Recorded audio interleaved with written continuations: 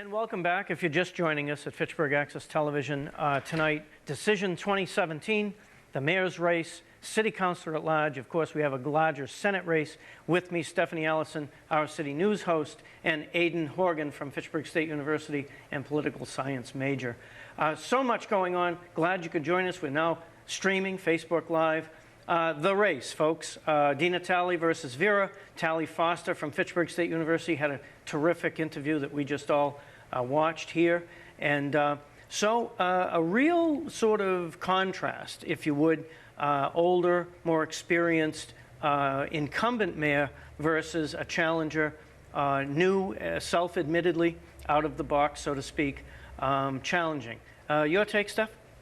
I think it's incredible that a young person is taking initiative into politics. I mean, he doesn't really have much of a political leg to stand on, as you wish, because he's never done a lot. He's never been on city council, anything like that.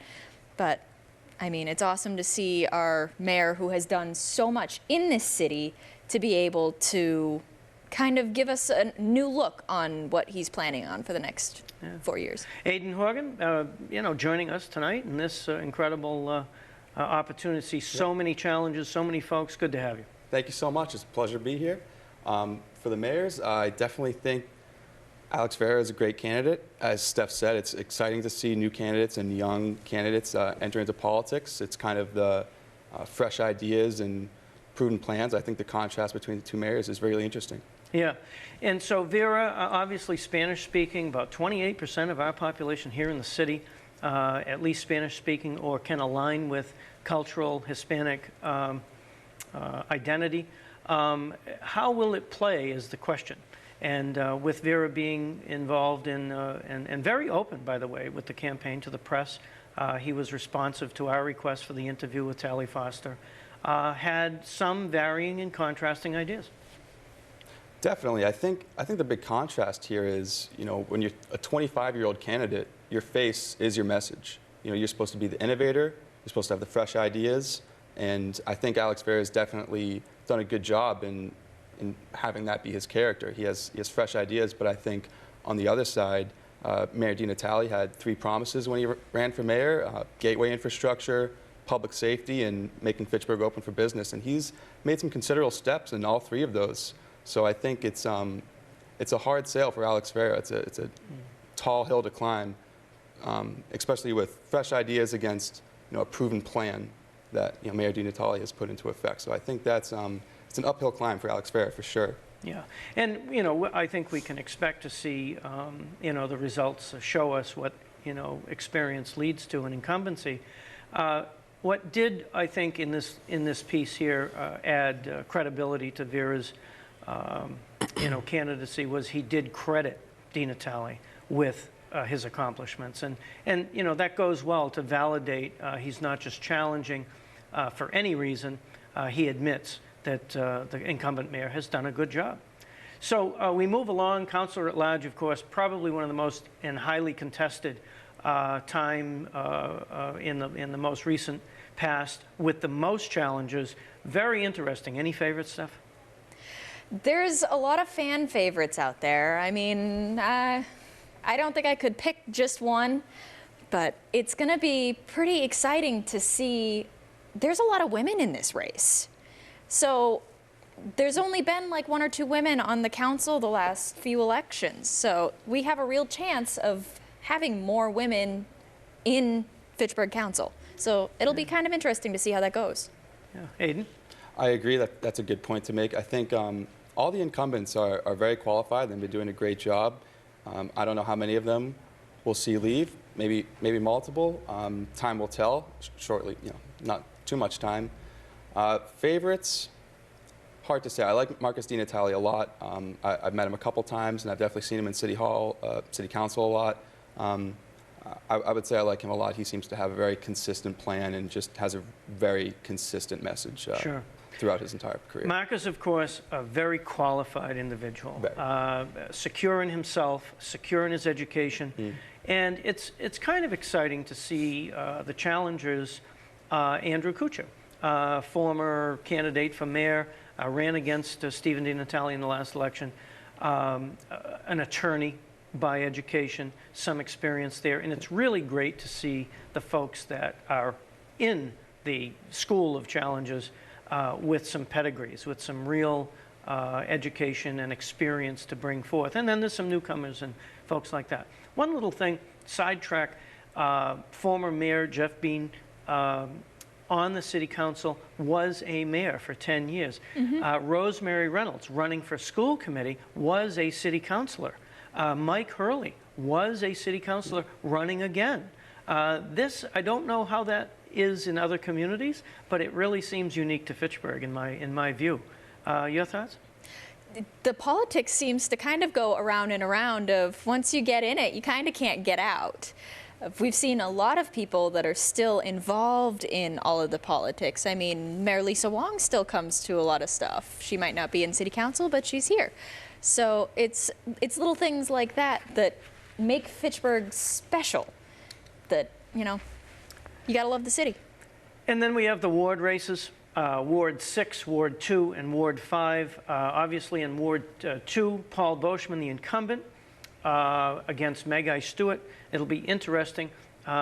Fitchburg Sentinel endorsing Paul Boschman, sort of a, you know, he's a rebel at times during meetings, gets a lot of people to watch and to hear what he has to say. Very, very interesting, and has that sort of Emil Gogan attachment to Cleghorn type of thing. Seems very much like that. And then DeJesus in Ward 6, and the attorney Beth Walsh, professor at Fitchburg State in Ward 6, where Jody Joseph will no longer seek election for that ward seat. And then, of course, Ward 5 with Marissa Fleming versus Josiah Richards. Josiah Richards works at the Arc of Opportunity and very involved in community activities as well. So these ward races are going to be very, very important to see the results of those. And social media. Now here we are streaming tonight, Facebook, YouTube, and the challengers and incumbents using social media as a conduit to their constituency. Your thoughts? Well, I think it's going to be interesting to see how, well, just to get the elephant out of the room, discussing Fitchburg now, there's a fourth of the city's population on that Facebook page. I think it's Sam Squally's page, and she's been using it as a tool in the campaign. I think it'll be very interesting if she wins to see how she'll use that as a tool as a city councilor at large. Sam Squally, very involved in discussing Fitchburg Now, puts it up in a number of different ways, including a television show right here at Fitchburg Access Television. And Marcus DiNatale giving good information out. We certainly know from the campaign and from the at-large candidate forum at Fitchburg State that there was some banter there. So we know that there's some challenging going on there. I'm interested to see the results of that, which will truly test whether or not social media is a player now in politics.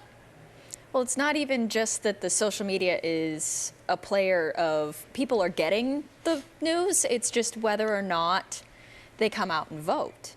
That's going to be the biggest thing of so many people can see things on Facebook. It's actually getting out into the public eye Right. and getting to your polling place and doing what you need to do, which if you haven't voted yet, you still got a little bit of time. So get out there, make your choice now. Kelly Johnson, at-large candidate. Kelly Johnson, very involved in growing places, very involved in the city in many different ways. The community gardens, she did a piece for us, as a matter of fact, on that. But her heart is in the community.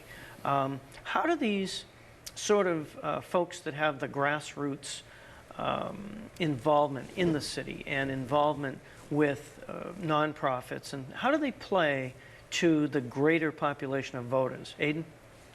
Well, I think it has a huge part in it. I mean, if anything, the city needs more people that believe in it. I think you see, like we were talking about before, all these past candidates and past mayors or city councilors getting back into politics. It seems that Fitchburg's on this turn. I think a lot of people have been seeing it just from the infrastructure, from the, as Alex Vera said in that interview, the beautification, the aesthetics of the city have been really coming along, and I think people are seeing a turn for the best. And I think people are starting to see more potential then they see problems in the city. And I think they want to get on the ground floor and be a part of solving those. Yeah. Anthony Zarella, another at-large candidate, attorney, member of the bar, very well-spoken, had a really good run both in the forum and in some of his messages with the Equal Time. How does someone who certainly identifies with an ethnicity of old Italian legacy here in the city, the Patch, the Water Street District, and then moving out, and then of course his dad having a 30-year run here as an independent business. A lot of folks know the name, very big connection to St. Anthony de Padua Parish, and just says basically, look, I'll do my homework, but I don't want to be just that person to be a front man and be everybody's friend, so to speak, if we were to say, just agree with everybody. Right. Are people ready for that bold political challenge? That's a big question. I think it's definitely not a question that's just for Fitchburg. Anthony Zarella is a great guy. I've met him a couple times, and I think he's a great person. He has a great personality. He can talk to anybody. What I like the most about him is that he has fresh ideas, but he brings a lot of forethought and analysis to those new ideas. And I think his ability to reach out to voters and, like you said, have a grassroots campaign and really build it from some genuine support and up is great. I think he's going to be a great force in this election. I have good hopes for him. I think if we were to scale it on a national, view, right, we certainly saw all the gloves come off in the last national election. So I think the voter is ready to hear it that way as opposed to a soft message.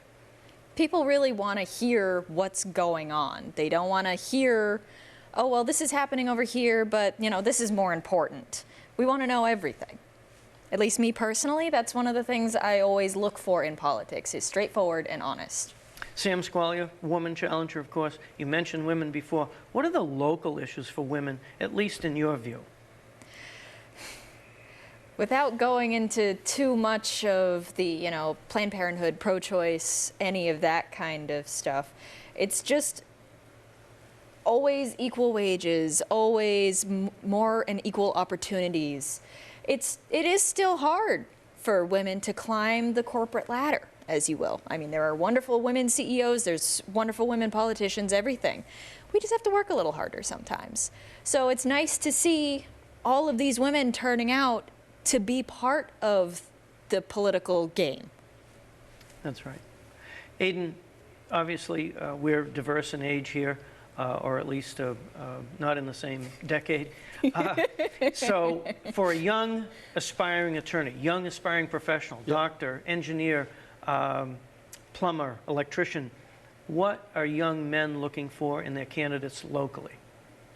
Well, I mean, young men, everybody, young people in general. My generation is looking for clear answers. I think this election is really important because it's a year after last year's national election that was earth-shaking. I think people are very confused, and I think it's really interesting to see in the following election how people will turn out and whether they think hope is lost, whether they think their voice is being heard, or I think it's really interesting, and a lot of questions are being answered in this election. So we've talked about wards, city council, school committee is next. School committees have great authority and power to mold how the school department budgets are looked at and whether they can do new projects, capital projects, what those projects should be or could be, and then, of course, programming. School committee, oftentimes a step to city council or even mayor. Mm-hmm. The most successful folks have often started on committees, moved through the government, so to speak, process, and then oftentimes will become a candidate for mayor. If we go to the local greater Fitchburg, Boston area, Tito Jackson challenging Marty Walsh tonight for mayor. I've met Tito Jackson, definitely tapping a different base than that old Boston Irish, so to speak, population, right, and then how that trickles down. How does that play to this local election, do you think? Well, I think the state secretary, Mr. Galvin, had a great point today in saying that the turnout rate in Boston is not looking very good. I think the number he put out was 90,000 votes in Boston, And he really put a focus on the local elections and state elections that are happening in places like this, and the real decisions that touch every constituent on a daily basis. I mean, the votes that people made today are the ones that affect their lives the most. And I think that low voter turnout that he was expecting is quite disheartening, to be quite honest. I mean, you see all the issues happening right now and how much people care and how much people want to participate, but then the voter turnout's not there. So Yeah. people's voices aren't getting heard. So, and like you said, Tito is tapping into a different base in Boston. I think there's a very similar thing going on here with Mayor Di Natale and Mayor Alex Vera. I think his putting that message out in English and Spanish, his central message being, you know, no matter what political party you come from, no matter what ethnicity you are, you know, I can be your candidate. And whether that's an issue here or not, I think he's definitely speaking to another base and tapping into a lot more people there. Yeah. Fitchburg's done a really good job of, you know, looking straight on at their issues with regard to violent crime. Crime is down. Police department always engaged in the community for the last decades, and they're seeing the fruits of that labor. Boston has seen the rise and fall of violence. They're back on another, it appears, streak of some gun-related violence in some of their more difficult neighborhoods. And I think that should play, but may not be playing if we're aware that voter turnout in Boston is not good. Here, seems to be strong. For our local area, Fitchburg is one of the top for turnout for all of the people that live in the city that actually come out and vote. Yeah.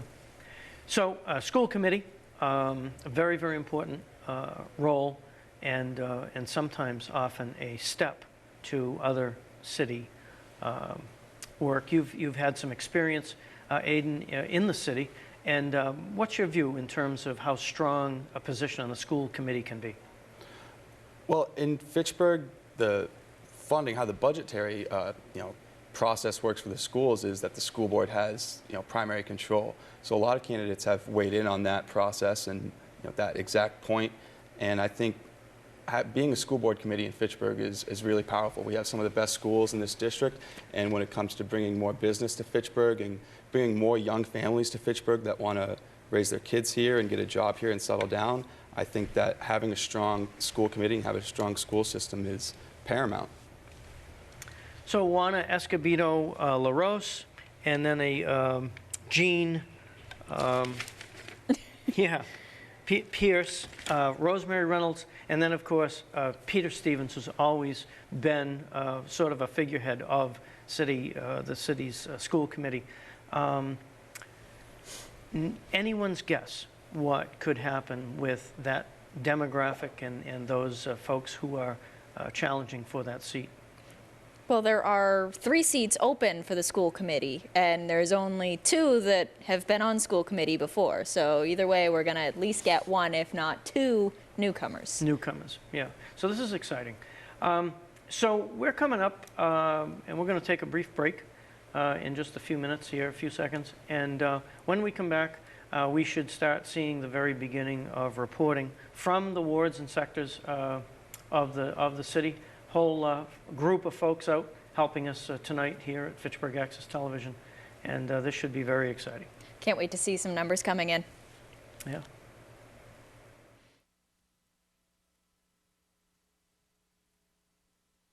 And we are back, and it's great to be here for Decision 2017, Fitchburg Access Television's live coverage of the election results. Doing a little work behind the scenes to keep our Facebook live stream going so that all the viewers without access to Comcast and Verizon cable can see it. And of course, if they're watching from anywhere around the world, for that matter. Aidan Horgan with me from Fitchburg State University, and Our City News' Stephanie Allison joining us tonight for Decision 2017. School committee, we left with that concept. Rosemary Reynolds, a strong advocate, many years in the city, has a depth of talent and knowledge from her education and experience. May want to turn the school committee in a little bit different direction. She likes baseline education, focusing on the arithmetic and English and back to basics, but so many mandates that require the school committee to consider, baseline spending. It's the only concept I know of where you judge your success by how much money you spend. Really strange concept to me. Aidan, your thoughts? I don't know if that's the best concept for education for that particular point, but I definitely love Rosemary Reynolds' focus on, and all the candidates focus on, just mindfulness and emotional, social learning in education. Learning about your own emotions and self-awareness, I think that's going to be key, and that's just something I'd love to see as a topic for this election. I remember about 10 years ago, it was always about whether the child arrived at school or the young man or woman arrived at school ready to learn, were the words, ready to learn. Meaning, did they have the proper nutrition? Did they have the right social promotion, so to speak, within the family? And did they have the emotional mindset to come in the door ready to learn? I don't think that's gone. I think that's very important. No, it brings in the real home life of all of the kids with the social and emotional learning. It gives parents a little bit more insight into what's going on in the students. If they know, all right, they're being cared for, I just have to send them in the right mindset. It's a whole lot of new growth that's coming in the school system, and Fitchburg having great school systems, it's huge that, we're changing up our committees. The newcomers will bring new light and new ideas to an already great system. Education, of course, being at the root of basically everything we do as a civilized society, if we want to call it that, I guess. So opiate addiction, very much on the forefront, both locally, statewide, and nationally. It was asked of the candidates, pretty much all with the same sort of response. Some more inclined to do enforcement, some more inclined to do treatment options for those who are addicted. How does it play, Aidan, you have an interest in law, how does it play when we're talking about potential legislation that would make it less significant for a person to, say, be involved in low-level drug possession or sales versus whether or not we should be, say, educating a 5-year-old to the dangers of addiction? I don't know about teaching 5-year-olds. I mean, it's never too early to start, I suppose, but certainly legislation is not the light switch of a remedy. There's a lot of things into this problem. It's a very elaborate and complicated problem. There's no, as I said, light switch solution here. You got to take it from a lot of perspectives, and I think in the Sentinel Enterprise, you saw all the candidates for City Council got an opportunity to answer this question specifically on opioids, and they all had really good responses. One that stood out to me was Beth Walsh running for Ward 6. She had a very detailed plan, putting in a drug court in Fitchburg, more funding for the police, and educational programs for adults and children, like you said. So I think all the candidates have great plans for addressing this issue, but it's definitely something that's touching, as you said, touching every life in America, and if it hasn't yet, it's going to. Oftentimes when they talk about what works in facing addiction and treatment, it has gone back to sometimes when an interview takes place with someone who has been jailed, that they actually say it's the only time they truly could get clean because they had such a controlled environment. Certainly, we don't want to criminalize every individual who becomes, in addiction crisis. However, there seems to be a real need to balance enforcement and education. Have we gotten away from educating about addiction because of the fear of stigma that is oftentimes in the conversation about how to approach the opioid crisis? Well, definitely. Education is going to be the key moving forward, education and rehabilitation. I think just getting rid of that stigma, like you said, and making people understand that addicts are sick and they need help and they're not criminals to be punished, right? I mean, there's something to say to both ends, but I just think as a country, it seems like we're kind of waking up to the fact that there's something more here and that this issue is going to be something that's, there's not going to be a a moment where we can say, this is it. You know, we made it. We finally reached our goal. I think for the opioid crisis and addiction as a whole, it's just going to be something that we're obliged to labor at, not succeed. You know, every day we got to be more informed and educate everybody in our community, young and old, about the problem of addiction, especially opioids. Bearing in mind, of course, some of the enforcement will come when someone is addicted or in crisis and they have no other ability to make legitimate ends meet. They will be involved in petty larcenies, and they could be involved in burglaries, which lend itself to the crime committal, which then gives us the whole enforcement piece. You've done a number of stories, Stephanie, on our city news surrounding addiction, the peripherals of addiction, and then, of course, some of the legislation that we've recently seen dealing with the opioid crisis. Your take? Opioid crisis is something that is rampant across America. It's not just here in Fitchburg, but fighting it right on our home turf is more real than ever. It's going to be an act of families, legislation, teaching young students on top of everything else. It's going to be a combination of all of it more than just one single piece. Like you said, you know, legislation isn't going to fix all. Families taking on addicted relatives isn't going to fix the problem. Jailing everybody isn't going to fix the problem. There are many aspects to us, and one of our viewers on our Facebook Live actually just asked, what about the doctors? So I'm seeing some of the comments. It's kind of fun to watch while this whole thing's going on.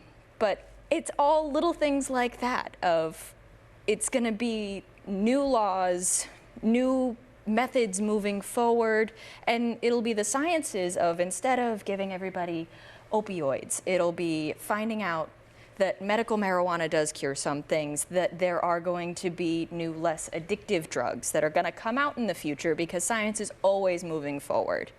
So that's one of the big things we have to look forward to and move forward with our politics of who stands for what in the studies of new drugs, new uses for the marijuana laws that are going through, and all of that.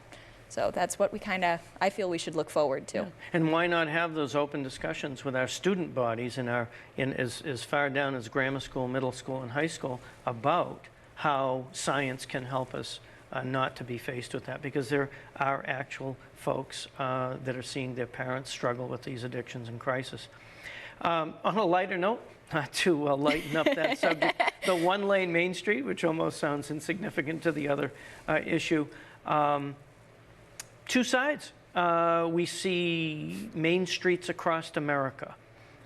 Worcester, Massachusetts, Indianapolis, Indiana, San Diego, California, you name it. You go to any corner of the country and you're going to see very similar construction, making new social spaces.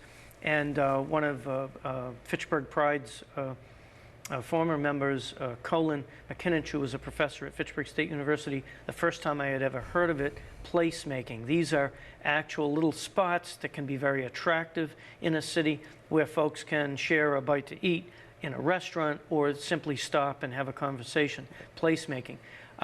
One-lane Main certainly gives rise and way to that. Certainly there was traffic calming that went on in the one-lane Main. And then there are the critics. Well, I can't get up Main Street fast enough. Well, that's kind of the point. To slow down the traffic, create a space that's more calm. And there are alternative routes. In Fitchburg, we're blessed. You come over, if you're inbound from the Morin Square, and you reach Depot Square where the police monument is, you can take the left, go up Route 12 northbound, or in this case westbound if you're on 2A, and you can accomplish the mission if you need to get through the city. So the concept is bringing downtown to a destination, a place where you're going up Main Street to go to a place on Main Street, per se, not just passing through to southern New Hampshire. Your thoughts, Aidan? I think you have a great point, right? The traffic that goes through Main Street isn't going to be, so to speak, the business that goes through Main Street is not going to be just the traffic. And as you said, we're trying to make it a destination. And my whole question with this whole revitalization of Main Street is, to what end? Does the city government expect this to be the new, business center hub for the city, I don't think that's realistic. I think what is realistic is bringing it to a certain potential. The theater block that Fitchburg State invested in, the City Hall campus setting that they're trying to organize across the street from there, I think those are an incredible start.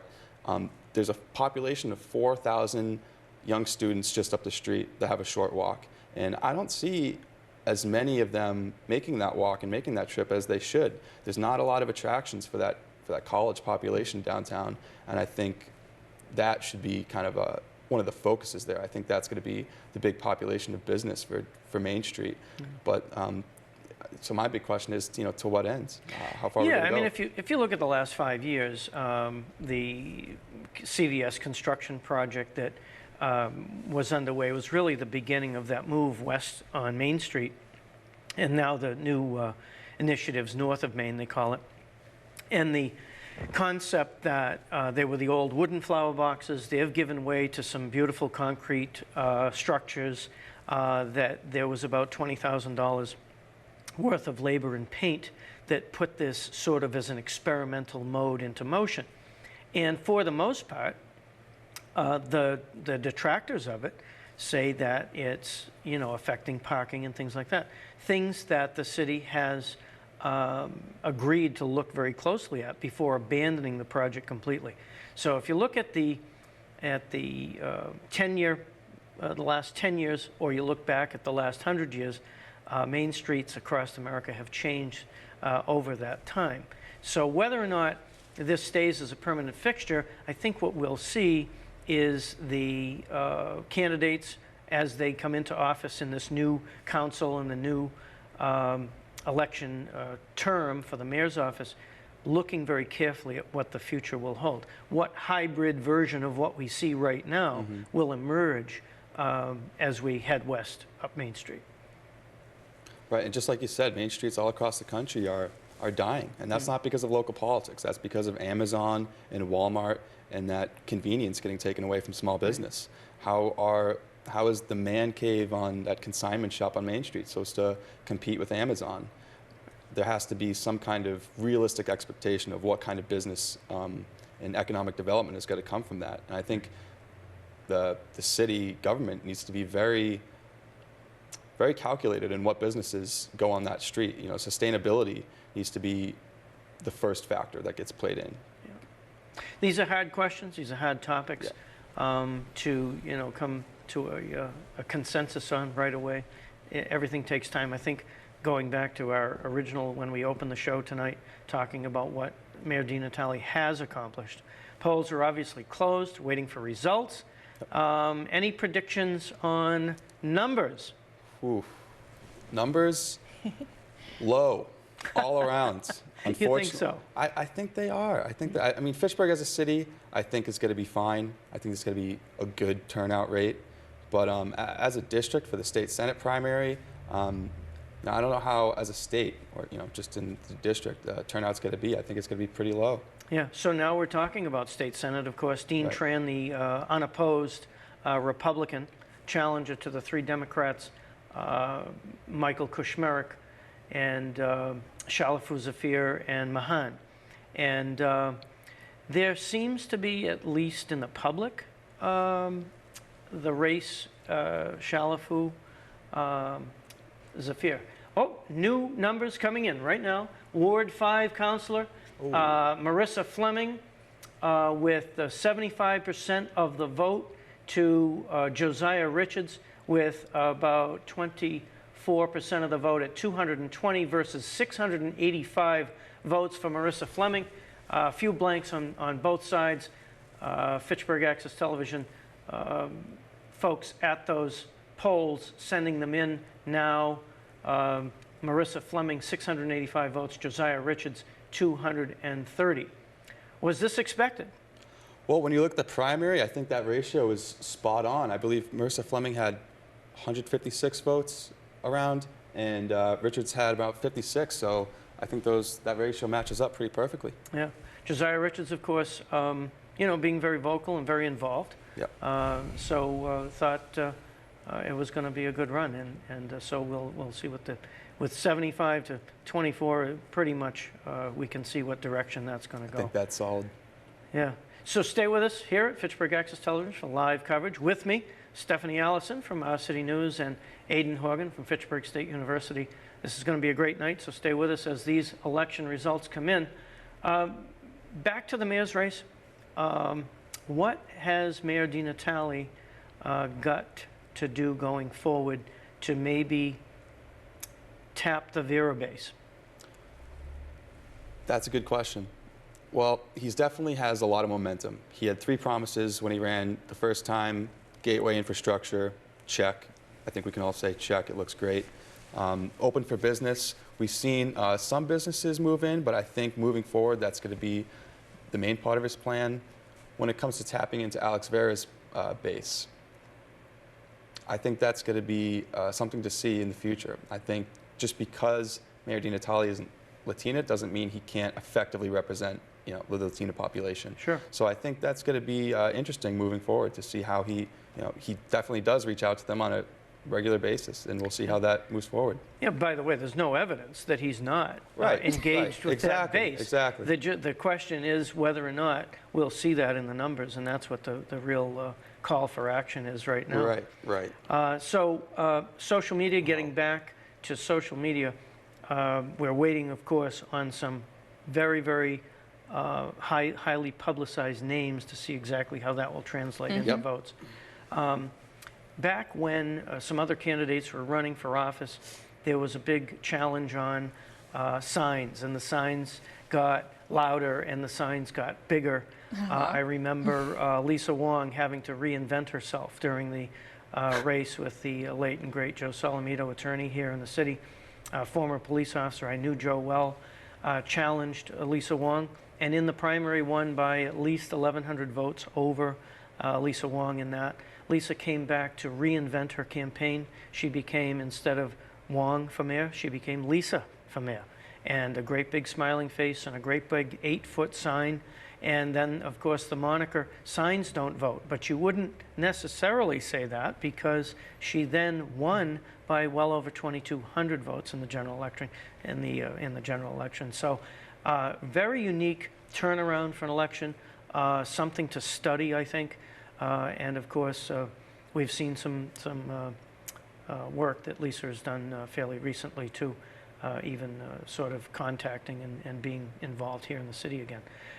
So how does this travel down to small sections of just a ward? How do we tap, say, for instance, Ward 6, my ward? Average population, age, I would say, more my age than your age. In the terms of who those residents, homeowners are, how will they vote? Do they vote in particularly their ward? What are they looking at for 2 challenges? The current seated ward councilor, Jody Joseph, not running for re-election. So some new person is going to have that position. That's exciting. On a local level, if you lived in a particular neighborhood, what's important to you? Is it potholes? How you're going to vote in the council for or represent you in the council as a whole? What's important to you, Steph? Going through Fitchburg, driving through Fitchburg on like a daily basis, I always see the potholes first. Mm-hmm. That's one of the big things that we all think about. We all don't want to deal with the potholes and things like that. But those aren't as important as some of the other issues. Paving roads is very expensive for people who don't know, and for people who haven't worked in the DPW. They don't know how expensive hot top is. So when it's just looking at, well, what's wrong with our city? Well, we have really bad roads. That's not all of it. It might be a big thing, but it's not everything. So we have DeJesus versus Walsh. Walsh, an attorney, professor, Fitchburg State University, knows her way in and her way out, former school committee member, which will give her that government experience. Any predictions? Ooh, scary. Predictions? I don't know. I don't want to put hopes or predictions out just yet. To go to the question about just local politics and when it comes to the individual city councilors and the wards, what do voters care about? I think accountability is number one. Signs are great, signs on lawns are great, but having the candidate walk up to your door and talk to you and actually ask, what do you care about? What's your number one priority? And talking to you about that and having that communication and accountability, I think, is key. And holding your counselor accountable to what he says at your doorstep and making sure he advocates for your issues on a daily basis. I think that should go up to every level, but certainly on the small local politics, ward by ward, that's where it really comes into play. Mm-hmm. So live coverage, of course, of tonight's decision out at the polls, and we have some results from that Ward 5 that Marissa Fleming clearly getting 75% of that vote count against challenger Josiah Richards. So we're still here. We did expect to see more results much faster than this, so we'll have to just be standing by until we get those numbers. And so let's go back briefly. Leominster. We have a write-in candidate. Yep. Aiden, when you came in this afternoon to talk more about the election coverage, you had an observation.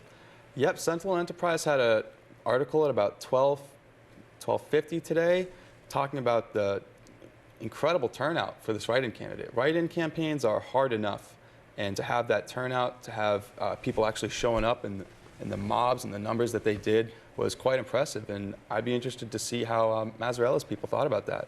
I don't know if he's going to win, but definitely that race is going to come, I think, much closer than a lot of people expected, especially Mazzarella. Yeah. Dean, of course, we talked about the signs getting bigger. Yeah, I traveled through Leominster the other day, and it was very obvious the signs get bigger. And, you know, Dean's had a great run. I think he's one of the longest-standing mayors probably in history in the Commonwealth, unless there was something crazy going on 200 years ago we didn't know about. But he's been effective. Question. Well, we have some more results, actually. We have a ward reporting for 1A, 2, 5, and 6. Marcus DiNatale with 1,834 votes. Those will be our numbers tonight, right around 2,000 votes perhaps. Dave Clark with 1,437. Samantha Squalia, third in the, I take that back, yep, hold on. First, Marcus DiNatale. Dean Tran, 1,517. Dave Clark, third at 1,437. E. Thomas Donnelly at 1,295. Samantha Squalia at 1,098. Andrew Cordio with 892 votes. Andrew Kuchar, 807. Mike Hurley, 754. Anthony Zarella, 751. And Kelly Johnson with 502. 2,202 blanks, 16 write-ins. What about these blanks? What about these blanks is right. Looking at the history of the past elections, when this election was kind of getting up to speed, I found it remarkable to see how many blank votes happen every year at every level. And when you look at that number, I mean, those blank votes could have been a new #1 city councilor. So quite shocking, very shocking. So again, for our viewers, in the order of their popularity, or in the order of the popular vote, Marcus DiNatale, the top vote getter at 1,834. Dean Tran at 1,517. Dave Clark at 1,437. Tom Donnelly, 1,295. Samantha Squalia, 1,098. Andrew Cordio, 892. And Andrew Kuchar, 807. Mike Hurley, 754. Anthony Zarella with 751 votes. And Kelly Johnson at 502. Your council obviously taking shape right there. Stephanie? It's incredible to see at least the good amount of people that actually did turn out. But again, those blanks. Yeah. What could have happened? We didn't talk a lot about Andrew Cordio's campaign because there wasn't an awful lot in the public about it. He was very much advertised, so to speak, up in the western part of the city and Upper Cleghorn and Cleghorn. He had a lot of signs up that way. He had a lot of signs up that way, and obviously got a pretty good run on the vote. Very. Yeah. Only 300 away from that fifth marker. That's right. The thing that pointed out to me the most was Sam Squalia coming in at 1,000. I think a lot of people were expecting her and Marcus Di Natale to be 1 and 2, and even then, I think people really didn't know which one was going to be on top. So I find that really answers our question on whether that social media group was really an effective tool in this election, in this campaign. Yeah. You are dead on, Aidan. There were some predictions. 700 to 1,200 was my estimate based on experience in terms of signs don't vote. Right. And it appears that people vote based on a number of different things that maybe can't be easily identified. Anthony Zarella certainly had a strong, clear message. And certainly, I think he did very well for a newcomer. Although he is on the ZBA, he's on the Zoning Board of Appeals. And I think this won't be the last we'll hear of Anthony Zarella. Well, here's some Pretty good number. Here's some more at-large numbers, and oh my goodness, those blanks have gone up. Here we go. Oh. The blank votes are at 3,563. That's incredible. And Yes. Cordio takes number 5. And so there's a movement now. Cordio comes over Samantha Squalia, 1350 to 1352. Obviously, 42. we are 42. not done yet. And all these results, of course, are unofficial. FATV wanting to make sure any of the viewers and listeners know that these are unofficial results at this time. Marcus Di Natale, Dave Clark eking out over Dean Tran. Tom Donnelly now with 1,958 votes. Andrew Cordio just behind him at 1,350. Sam Squalia, 1,342. Andrew Kuchar, 1,177. Mike Hurley, 1,143. Anthony Zarella, 951. Little or no change there, really. And Kelly Johnson at 767 votes, 3,563 blanks, 32 write-ins. And 22 write-ins, I'm sorry. That is Correction. wards 1A, 1B, 2B, 3A, 3B, 5A, and 5B, and 6A and 6B. So we're still waiting for some numbers to come in. Yeah, we're looking for 2A, and we're certainly looking to make sure that these are final results in the unofficial tally. So speaks well of Dave Clark. Folks are unsure if the newcomers were going to give him a good run, and it looks like he's done very well. It sure has. These numbers are really exciting. And is it 4 hasn't come up yet? Ward 4? Ward 4, still that's waiting on that. That's Memorial Middle a School. race everyone's looking at. Yep. Out at Memorial Middle School, Jared Roberts and Nicole Gaffney looking to get us those numbers. Jared's an excellent employee here at Fitchburg Access Television. He's been here for quite a while, and a film student, and just an all-around big help for us as we wish him luck later in this semester when they're putting together their final travel through what they're going to do after their senior year. So, yeah, big numbers. Glad to see it over 2,000. I was very concerned that we weren't going to see the turnout. About half of what you see in a really high contested mayoral election. We don't see mayoral numbers yet. Those still have to come in.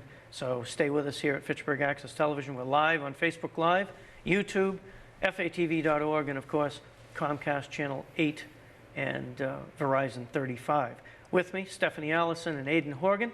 We're bringing you the results of Fitchburg's election, city councilor at large, ward councilors, and of course, the city council and mayoral race to come. So this is exciting. It is, and we've got some great viewers out there. I know some of you are live streaming on our website and watching it on the actual cable networks, and we have about 90 people watching on Facebook Live right now. So it's pretty incredible to see how everything's playing out, and that Fitchburg actually really cares about all of these election updates and who's going to be running their city as of tomorrow, unofficially. And we know some of those locations are Slattery's and the Boulder Cafe, and we know that they've got it on their TV screens, and some will use the computer to multiplex it into a screen. And so there's a lot of folks looking at these numbers tonight in a number of different ways. Right. So Aidan, no results yet for the mayoral race, but we do know About 3,000 people have shown up to get their votes in. And that's exciting, especially for those blank votes. I'd be interested to see who, those 3,500 ballots, who they actually voted for. If they didn't vote for city councilor at large, why did they come to the ballot? Who did they vote for? I think we're going to see a lot of those were either for mayor or the state senate primary. That's going to be very interesting numbers, a lot to study. We do have some access to those numbers, and we are hoping that before the broadcast is over, we'll have a state senate result as well. Yeah. So state senate, a very different duty, very different place. Michael Kushmarek, of course, on the city council, and the Fitchburg, so to speak, runner for state senate against Mahan and Shalafu Zafir. What's your take, Aidan, on the three?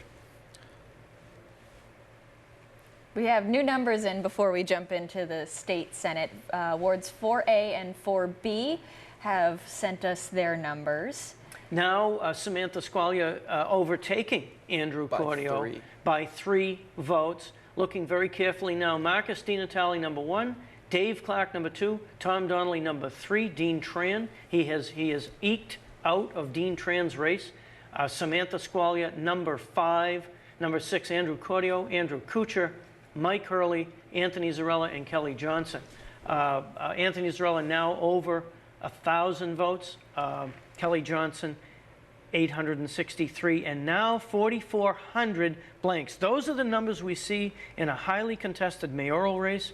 Typically, the voter, the winner of the mayoral race, if he or she gets 4,600 votes, they've gotten pretty much about just under 10% of the, just over 10% of the population vote. So the potential to vote, and of course there aren't that many, there are not 40,000 registered voters. So looking at those numbers, this is the question to ask about blanks.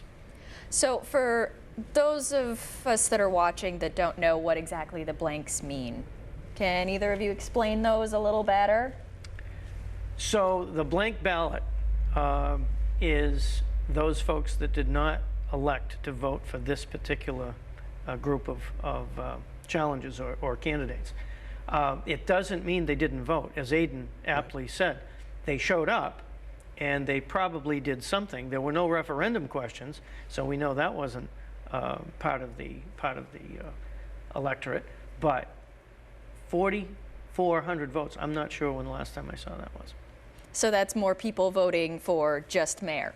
Maybe. Or yeah, just state committee. senate, or just school committee. Yeah. So the state senate was a separate ballot, so we definitely know this is on the city side of the thing. So going back to the state senate, Aidan, what's your thoughts?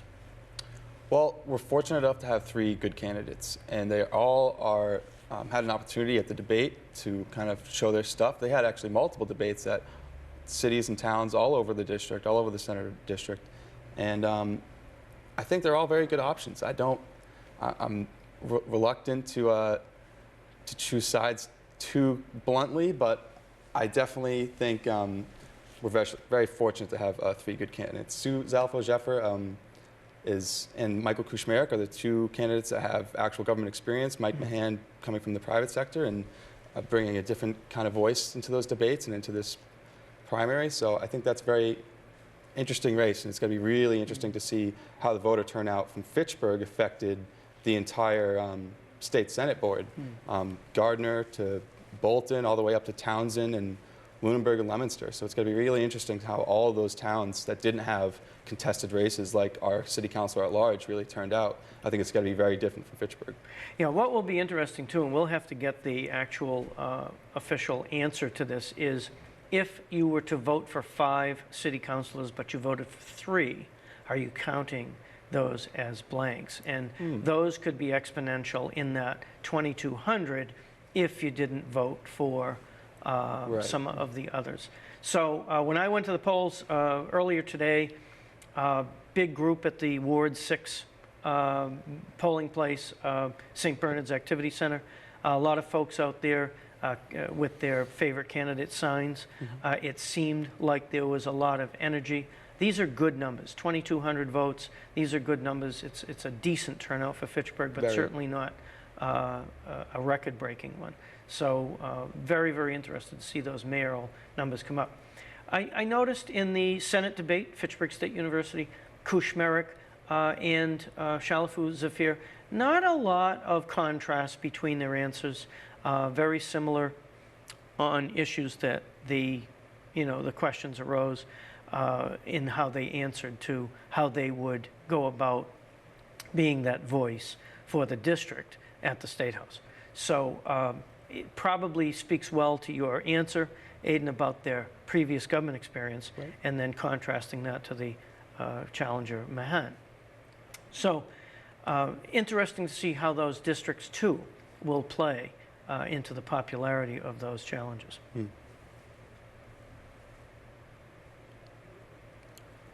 Well, I think the most interesting thing about the state Senate race is really just all the issues that affect not just the city of Fitchburg, but the whole district. And I think all of these candidates, I mean, Sue was a city councilor, and Michael Kushmerek was a city councilor in Fitchburg, city council president as well.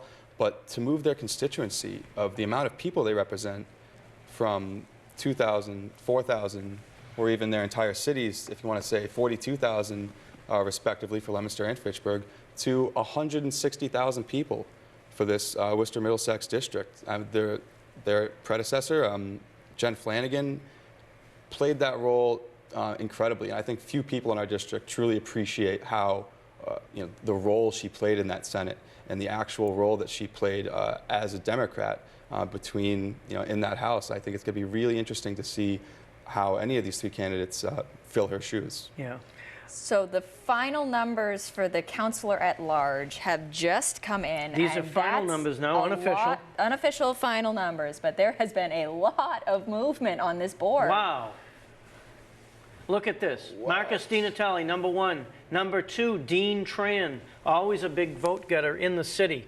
And Samantha Squalia now 3rd. 4th, Anthony Zarella. Things are changing immensely now for this council race. Stay with us here on Fitchburg Access Television. Dave Clark, number 5. Tom Donnelly, number 6. Mike Hurley, Kelly Johnson, Andrew Kuchar, and Andrew Cordio, 10th from the previous reports that we had. How is this possible? 5,100 blanks. I don't know how that's possible. I don't know how Angie Cordio lost 3,000 votes. That might be changing soon, but that time will tell. These are unofficial results. These are unofficial results changing Definitely immensely keep that now. in mind. Yeah. Yeah, Andrew Cordio was just number 4. Now he's number 10. I would expect something to change there. High voter turnouts in those wards that we hadn't yet reported. I would assume, Aidan, the wards that had not yet reported, and how many of them showed up to vote. Yeah.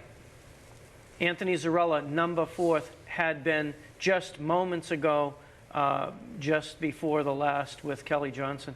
So Marcus DiNatale 1st, Dean Tran 2nd, which is always in a highly contested election in the past years. Marcus and Dean have always been in the front. Samantha Squalia 3rd, Anthony Zarella 4th, Dave Clark 5th, Tom Donnelly 6th, Mike Hurley 7th, Kelly Johnson 8th, Andrew Kuchar, followed by Andrew Cordio.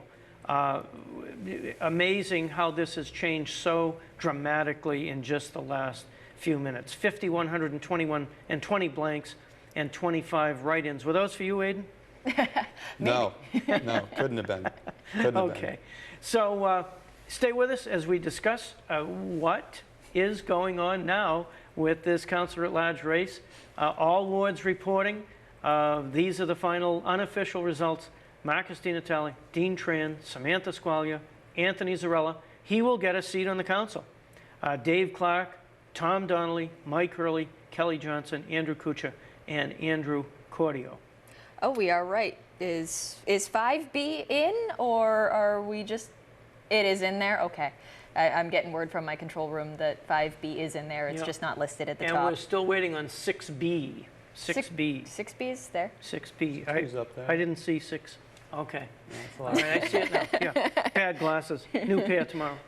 So 6A and 6B, that's a highly energized ward to vote. Yeah, absolutely. So Zarella, highly popular in that ward. That's his home base. His dad lives in that ward. in the 6A ward, and then I'm pretty sure Anthony in 6B, and would, pretty much energize that whole base. So we're looking at some changes in the council. Huge changes, huge changes. These numbers are blowing my mind. I can't believe that they're moving around so much. To see Anthony Zarella move from 10 to 8 to 3 or 4, was it? Yeah, fourth. Yeah, that's incredible. And Cordio's moving around a lot. This is really exciting. I think we're going to see a lot more change, too. Yeah, and with Sam Squalia up to number 3 now, maybe Right. that is saying that social media is key in some of these newer elections. So it changes the landscape completely and now validates what we had been suspecting but not ready to say. Yeah. And Right. that is that social media now plays a dramatic role. Your media presence plays a dramatic role in your success. At every level, national, local, Yeah. just showing how it can be used at this level. It's incredible. Yeah, this is really big. Fitchburg Access Television, stay with us while we continue to bring you the live election results. We have folks out at the polls making sure that those numbers are unofficial but accurate. And we still have yet the results of mayoral race and school committee. So with me, if you're just tuning in, Stephanie Allison from Our City News and Aidan Horgan from Fitchburg State University, a political analyst here for Fitchburg Access Television tonight. And we can't thank you enough for staying with us into what is kind of a late election night, because typically with the new counting systems, we're pretty much knowing what's going on with every race. So well, it must have waiting on been the a pretty mayoral good race. turnout Yeah. if it's taken them this long to count all of the votes. Yeah. So, Aidan, as a potential future political force yourself, now we know that social media plays an important role. You decide you want to run. What's your first move? Do you keep your Facebook page and turn it into your election page, or do you Right. come up with something new and push it? Well, I definitely have to pat myself on the back for having no social media content thus far. I think people in my age group are definitely going to be hitting themselves in the back for some of the things they put online. I'm definitely fortunate to not be in that mix. Definitely, if I run for office in any capacity, social media is going to be a huge part of it. And I think the problem with that is bringing the integrity to that and bringing the accountability, having that be real. And the discussions that you see online can be quite volatile at sometimes and not very constructive. So I think it's going to be really hard for a lot of companies, candidates, and the people themselves to get to be clear and oriented when they're getting information or following candidates online. I think social media is going to be the quintessential tool for campaigns moving forward. Fitchburg Access Television is a PEG station, public educational and government. We're a free speech organization, and for the most part, there's no censorship, and of course, there are policies in place. Social media allows for almost anything, and that can be extremely dangerous. Right. When do you take someone's commentary off? When is it no longer constructive or valuable from the perspective of engaging, informational? Where do you draw the line? Well, I think that's a line that everyone has to draw themselves. Central and Enterprise has their own policies about the comments section for their newspaper, and I think they've done a great job policing that and making sure those conversations are constructive. But just as a general rule for conversations on social media, you don't know who people really are. I mean, it says their name and they're tagged and everything, but there's plenty of aliases and fake accounts and bots out there. So it's really hard to keep oriented. And I think one of the biggest problems in policing that is when you do take away someone's comment or you ban them from the group, when do they pass that line of having their right to an opinion, but then taking away from everybody else's conversation? We're supposed to be adding to the marketplace of ideas and having the best one come on top. I think it's going to be quite a challenge for a lot of people to correctly and appropriately police that. Stephanie, you're our point person with the Our City News page, and it's been pretty clean. Folks have maybe come into a sense of their own social responsibility. It is with Facebook. as with any kind of social media, even Instagram, stuff like that, you do have those negative people that just want to put somebody else down sometimes is how it seems of, why do you only report on bad news? Well, that's kind of what the world is filled with, that you've got to look on the bright side of the bad news. So when you're looking through policing those comments, it's always, is this appropriate? Is this necessary? Do people need to know that specific comment? That's kind of my top three when I look at everything that comes through on the social media. Ward 2 Councilor Paul Boschman and challenger Megai Stewart. Now very, very obvious that Paul Boschman will be re-elected to that Ward 2 Councilor seat. Cheryl Megai, the challenger, with 219 votes, 28% of the vote. 67% of the vote going to Paul Boschman. 33 of those were blanks and 4 write-ins. Good question. And so very, very interesting numbers here. Paul Boschman's got to be very happy with that kind of a victory in Ward 2. Not that it was a necessarily a shoe-in or expected to change, but Paul has a very good, strong constituency there in Ward 2. Stay with us here on Fitchburg Access Television as we bring you live results from the election here tonight in the city of Fitchburg and the greater Fitchburg area with the Senate race. These are unofficial results, of course, and we would ask you to bear with us that what we believe the numbers have been are accurate up to the point where the city has reported these from the polling places where we have representatives around the city. A big wave of change from the early numbers that we saw in the city councilor at large race, now showing, as a typical election would show, Marcus DiNatale and Dean Tran, the top two, along with some newcomers, both Anthony Zarella and Sam Squalia, in those races. So stay with us here. Stephanie, our city news got out to a couple of different places where some of the work that's been done in the different wards and some of the different work that's been done in the city, particularly with regard to construction and roads, those were pivotal points for candidates to talk about in the election. And there's always limited, of course, resources, money, and equipment and ability to do lots of road repair, as we have heard. So, interestingly, Sam Squalia was a very vocal voice in the city councilor at large debate about how she felt those resources in the city should be allocated. Very strong words about how we look at the allocation of funds and where we put them towards improvements in the city. Anthony Zarella, his message was clear. I don't want to be a front man for for the ward or for the large seat. I want to just study it, do my due diligence. Those were his words, as a competent attorney would say, and then bring those decisions forward, knowing what the constituency wanted. Aidan, your thoughts on that? Well, I think he had a lot of good points, and I think that due diligence is right on point. I mean, you need to be passionate and you need to care, and that starts with, the individual. He really started this campaign of saying, I'm not a politician, but I've been hearing people's complaints and I'm seeing these problems, and I can't help but not act. I have the power. He thinks he has the know-how, and he took that as a responsibility, and I think that really showed in this election. Dean Tran always brings a high number. He has often been the front runner in elections, and of course, number 2 tonight so far in the unofficial results. He has a very similar, straightforward message, straightforward questions when there's a concern on the council about a particular issue.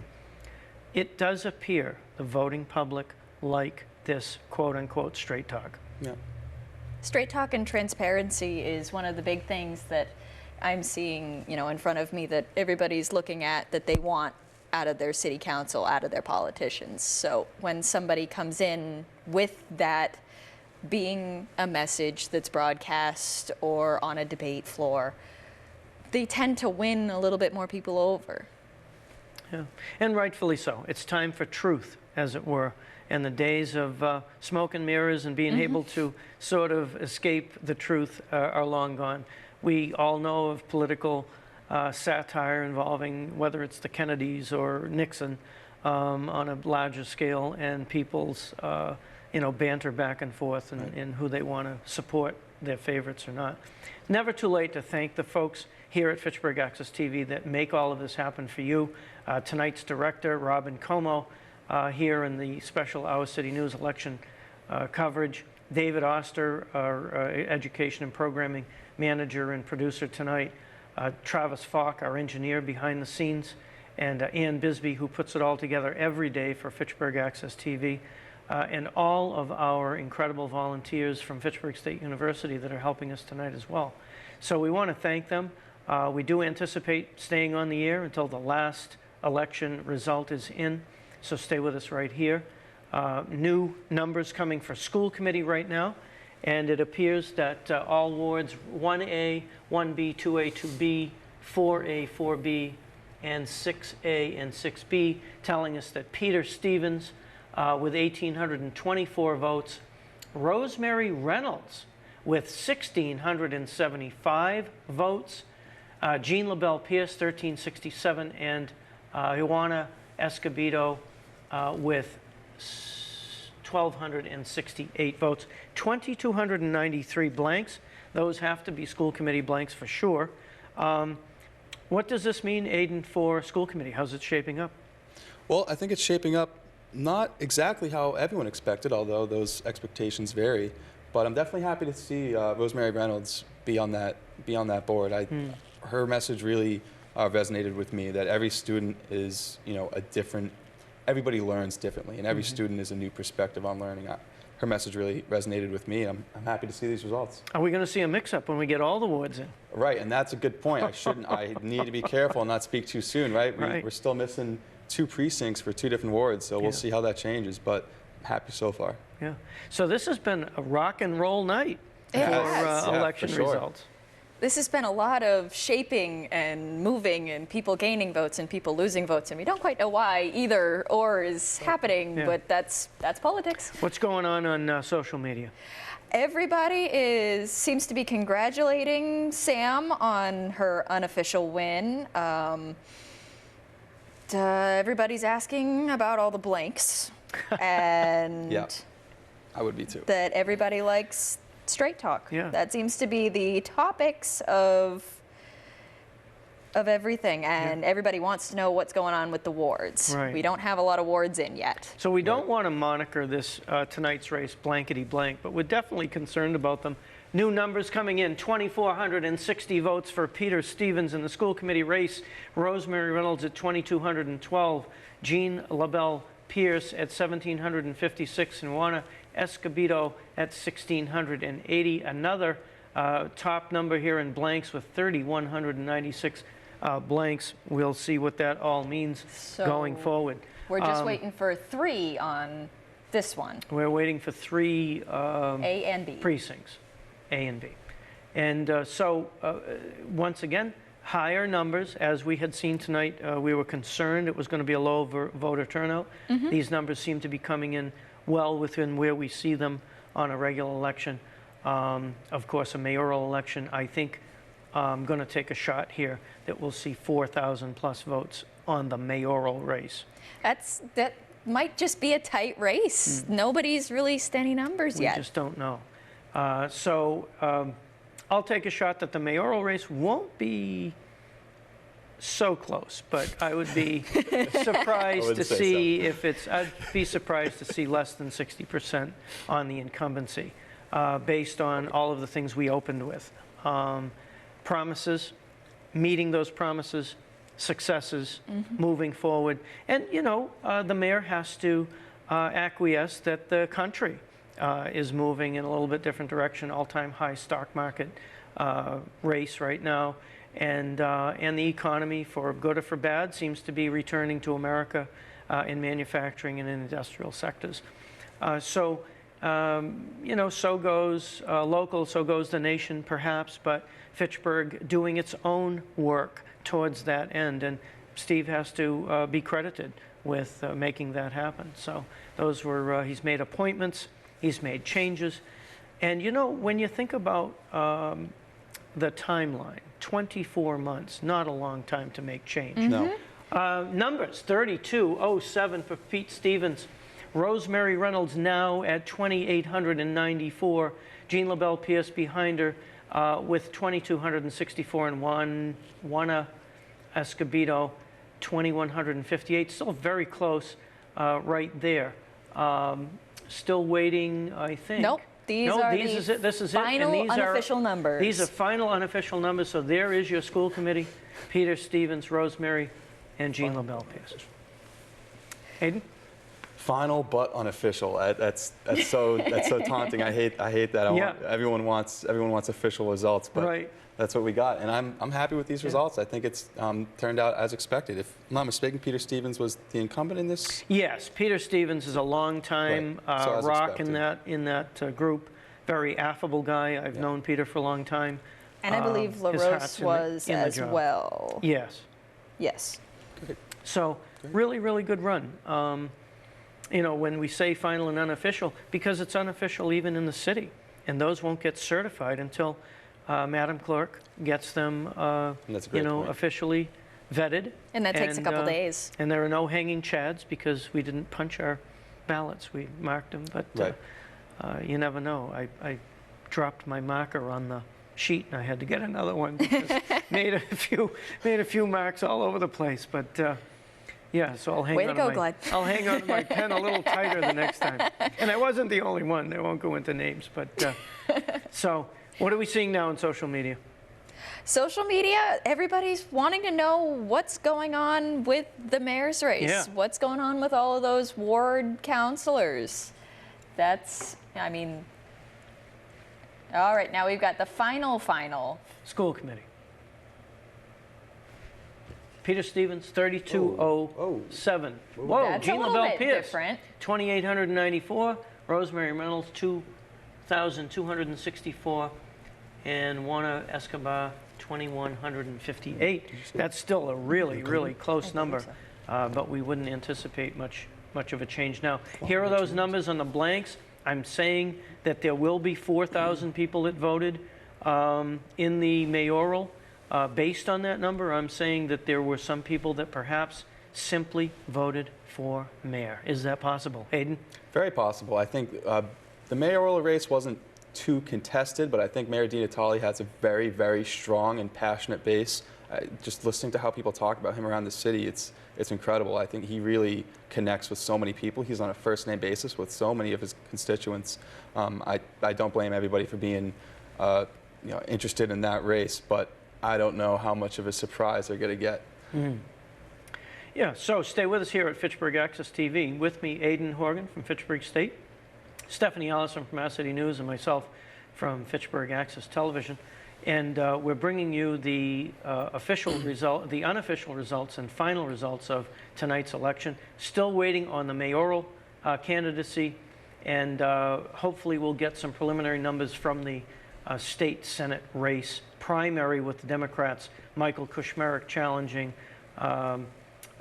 Shalafu Zafir and Mahan from the area, the greater Fitchburg area. So we're hoping to see some results of that race coming in soon. Stay with us as we continue our discussion. Talked a little bit earlier about what the issues are in individual wards. And then there was always the talk about legalized marijuana and marijuana facilities, and those places that may eventually apply to be recreational distribution points for marijuana. My point to this, neither here nor there, obviously had a strong previous background in law enforcement with an idea of what that is. We've got our first mayoral numbers coming in now, 4,325, 84% of the vote going to Stephen DiNatale, only 182 blanks, and Alexander Vera, 612 votes, 12% of the vote. Looking very, very good for Alexander Vera in terms of someone who has come from the outside, never ran for office, a good showing of a number we have not seen generally with someone who may have been considered not really known in the area at the time. But 612 votes to Steve DiNatale's 4,325, 84% of the vote. Aiden, you were right on. Yep. Well, I didn't expect many surprises there, but as I said, Mayor DiNatale has such a passionate base. I'm really not surprised to see that many people come out for him. And like you saw just there, how many few blanks there was. I think that's exactly what you were talking about before, that people were coming out just to vote for mayor, and it wasn't very contested. So I really just think that comes out for, I think that really speaks to Mayor DiNatale's connection with the constituents. Excuse me, begs the bigger question, was this a city, were they just happy with the city council so they didn't vote it? But no, because there were new city councilors. Right. Ward 2 councilor, unofficial final results with Paul Boschman, 522 votes in the Ward 2 Clegon district, Greater Clegon. 67% of that ward he captured. 219 votes for Cheryl Magai Stewart, 28% of that vote.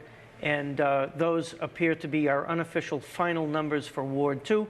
Ward 5, Marissa Fleming, 685 votes with 75% of the vote. Josiah Richards now for 220 is the final, 24% of the vote. Only 8 blanks, certainly did not represent a high number of the blanks reported tonight. So looking very carefully at Ward 6, Heather DeJesus eked out by Elizabeth Walsh, 559 votes for Elizabeth Walsh, capturing 61% of the vote, and 35% of the vote captured by Heather DeJesus. A good run for Heather DeJesus, considering Elizabeth Walsh served on the school committee, had a pretty popular base. Your thoughts on that, Aiden? Well, personally, I'm really happy to see those results. I have Dr. Walsh as my professor for a couple classes, so I'm, on a personal note, very happy to see her succeed, and congratulations to her. That's a great turnout for that ward. And our finals now, with all the precincts in, for a school committee, 3207, Peter Stevens. Congratulations to Peter in this unofficial final result. Jean LaBelle Pierce with 2,894, and followed up by Rosemary Reynolds, who appears to have made it to the school committee with 2,264 votes, and not a bad showing and a great challenge by Juana Escobedo at 2,150 votes. 4,299 blanks. We still have to answer those questions as to what the blankety blank was that, so to speak. Right. So stay with us as we wait for the final results and perhaps some numbers from the state Senate race. Marijuana, very much on the issues that had surrounded the state legislation and on a national scale. Some will say, not in my neighborhood. What does it mean to us to have been through a campaign of trying to say to folks the dangers of cigarette smoking, but let's legalize another form of sort of tobacco? Is it okay? You have people that need to use it for pain relief. Is it a natural and more organic medicine? Or the recreational use, and how does that travel in our education to children about recreational use of marijuana? I think this is a really important issue, and I think it's going to be really important for the people to be very educated and very participatory in this issue, because the way I look at it personally is this is going to be an incredible tax revenue for the state and for every local government that runs these, and that is going to be a lot of power. When you look at these other states that have legalized it, it is their primary, their number one tax revenue. That's incredible. And with that new income, there's got to be some oversight. There's got to be people that are really genuinely looking at the greater good. I didn't like that there was California money going into that referendum question. I thought that was very interesting. I think it's also important to note that Fitchburg's one of the only towns in north central Massachusetts, one of the few that are not going to be barring these. So moving these into Fitchburg, it's going to be very interesting. Look at these numbers now for Councilor at Large. It appears these are final unofficial numbers with all precincts reporting. Councilor at Large, the #1 vote getter, Marcus DiNatale, with 3,150 votes. Dean Tran, the second place runner-up with 3,026. Sam Squalia, number third in the vote, getting 2,759 votes. And Anthony Zarella, certainly, you know, campaigned from a grassroots standpoint, 1,980 votes, 30 less than 30 more than Dave Clark at 1,955. Tom Donnelly, 1,681. Michael Hurley, 1,396. Kelly Johnson, 1,106. Andrew Kuchar, 979. And Andrew Cordio, 898 votes. 5,806 blanks. So we had a significant voter turnout tonight. 5,800 people. Very significant. But the other, you know, on the other side, there's 5,800 blank votes. It's, you know, unfortunate. Yeah. So pretty safe to assume we're going to learn blanks were not blanket blanks. They were they were numbers that were not vote for 5. They may have voted for 3. Possibly, right? So we'll have to get clarified on that, and we'll have to do that on Our City News, get that information to the folks as to what those blanks really mean. Absolutely. I'm sure Sentinel Enterprise, who's monitoring us tonight as well, and they have been great in this election. Sentinel Enterprise shared a lot of their background information with us, and vice versa. They're great partners in media in Fitchburg, and we want to thank them very much for everything they did this campaign cycle. So Fitchburg Access TV looking for some results from the state Senate race, and we believe we may have seen the close to the final tally for the mayoral race. Back to marijuana. What does it mean decades from now? How does it play? If we're going to educate our children about drug use and recreational use of whether it be alcohol or drugs, that being the active ingredient of marijuana, THC, tetrahydrocannabinol, do we see an evolution of less alcohol and perhaps recreational use of marijuana? Well, I think you'll see a lot of things move around in regards to, you know, other drugs and their usage, especially depending on how widespread this, you know, marijuana becomes and how prevalent it becomes in our communities. I think, especially in Massachusetts, you see so many individual towns just saying, we're not having it. We're not going to allow that in our city. We don't want that. And it begs the question of, you know, is this really for the greater good? Is it really for the best for everybody? And I think people think of it as, a lot of the supporters for recreational use think of it as, you know, one of their civil rights, one of their rights. They're entitled to it. And I think that's very interesting when you look at alcohol or cigarettes. I mean, it's the same thing, but I don't think it should be taken away. But like you said, the key moving forward in the future is education and making sure everyone's on the same page. So many people from law enforcement, of course, don't share that it's a good idea because they've already dealt with the scourge of impaired driving. Right. They've dealt with the scourge of folks being impaired in other social discord. And this appears to be possibly just another one of those things. One of the misnomers, I think, that often goes with marijuana use and the recreational use of it is that everybody's reaction to marijuana use is the same, sort of this mellowing out and everything's okay. There are police officers, practicing professionals, that will tell you they've seen violence occur from the use of marijuana. And so they're very much part of the professional conversation about this. So how does it weigh? Well, here are the finals for mayor, or at least unofficial results right now. 4,325, 84% of the vote for Stephen DiNatale, the incumbent, who will unofficially, of course, be mayor for another 2 years. Alexander Vera, the challenger, at 612, 12% of the vote, and 182 blanks, 34 write-ins. We have no idea who those folks were. And, and you know, a good challenge, Alexander Vera, in terms of had something to say, said it well, and presented himself with his message. Marcus DiNatale, 3,150 votes. Dean Tran, 3,026. Samantha Squalia will be a city councilor with 2,759 votes. She will share seats with Anthony Zarella, with 1,980 votes. Dave Clark with 1,955. Tom Donnelly with 1,681. Michael Hurley, big presence in West Fitchburg and a very dedicated vote base there, 1,396. Kelly Johnson with 1,106 votes. Andrew Kucha now with 979 votes. Andrew Cordio with 898 votes. We still don't know what happened there. 5,806 blanks. We still don't know what happened there with the massive shift in numbers. Massive shift in numbers.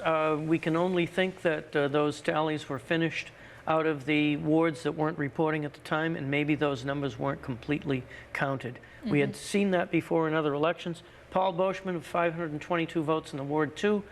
Clegon District, an easy win with 67% of that vote. And Cheryl, my guy, Stewart, with 219 votes, 28% of the vote there. Looking for any results from the Senate race, where Shalafu, Zafir, Kushmerik, and Mahan. We're looking Marissa Fleming in Ward 5 with 685 votes against Josiah Richards with 220. Marissa Fleming taking a solid 75% of that vote with only 8 blanks, 1% of those blanks and 1% being write-ins. Ward 6 Councilor will be Elizabeth Walsh with 559 votes, taking 61% of that vote against challenger Heather DeJesus with 323 votes, 35% of the vote. Elizabeth Walsh, professor, law degree, involved with the school committee, and certainly shown her interest in being a ward counselor in Ward 6. Now for school committee, the finals, unofficial results. Peter Stevens, longstanding member of the school committee with 3,207 votes. Jean LaBelle Pierce, 2,894 votes. Rosemary Reynolds with 2,264 votes. She will be a member of the school committee. And Juana Escobedo with 2,158 votes. 4,299 of those blanks with 30 write-ins. And wish someday maybe we'll have the public right to know who the write-ins are. And I know back many, many decades ago, I think my dad wrote in Pat Paulson for president because he was just tired of the whole thing. And Pat Paulson was sort of a comedian in a way, but had some actual, maybe relevant and relative ideas about how the country could move forward. So pretty much that's it, Aidan. I would think that we are probably wrapping up. I would love to hear from our complete tally clerk here, our aide. These are the unofficial, official results. Yeah, and so we're getting a now signal from the control room that this is our unofficial final results here at Fitchburg Access TV. We want to thank you so much for joining us. Stephanie, last words for our viewers. This has been an incredible race, and seeing the numbers and the voter turnout is incredible. And way to go, Fitchburg, for bringing what you want onto your city council and for your mayor. Yeah. Aidan, from Fitchburg State, I think we're going to see you again sometime. I hope so. And this has been great. We want to thank you so much for your input and words to the voters tonight.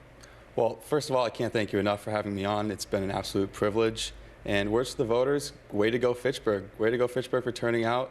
And I definitely encourage every candidate that won or lost, especially those who lost, to continue to be a leader in the community. Continue to push your message forward and be a voice for your ward and for everybody in Fitchburg. I think as a city, we can definitely come together and bring this better tomorrow that we're all seeing come to light.